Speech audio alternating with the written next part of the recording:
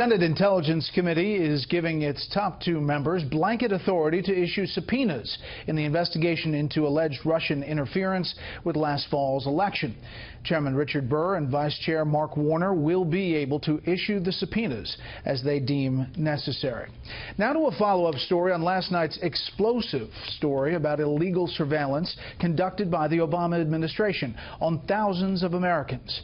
Illegal searches so egregious, the Obama administration received a harsh rebuke from the secretive FISA court. Here's Chief Washington correspondent James Rosen with reaction.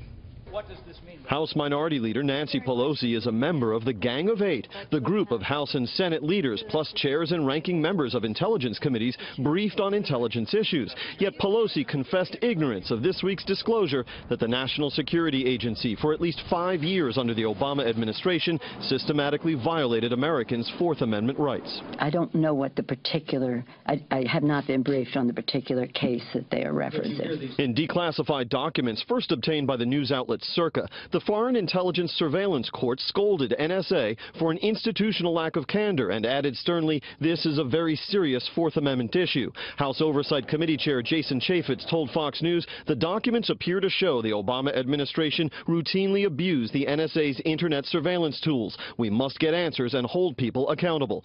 Fellow Utah Republican Chris Stewart sits on the Intelligence Committee. Do you think someone should go to prison for that? Well, if they violated it and they did it knowingly and they avoided or ignored processes and procedures to protect that privacy, then absolutely they should be held accountable. The FISA court said the new Attorney General, Jeff Sessions, and Director of National Intelligence, Dan Coats, enacted reforms that will, quote, largely resolve NSA's so-called compliance problems. Civil liberties groups said the disclosures should factor into lawmakers' decision at year's end about whether to reauthorize the NSA collection program that witnessed the abuses. But I don't think that this is a problem that is going to be resolved with just an investigation by the Department of Justice. What we have are authorities that were broadly drafted that allow surveillance that is concerning. The agencies are pushing for reauthorization of this authority, but they can't even identify the scope of the impact on U.S. persons that these programs have.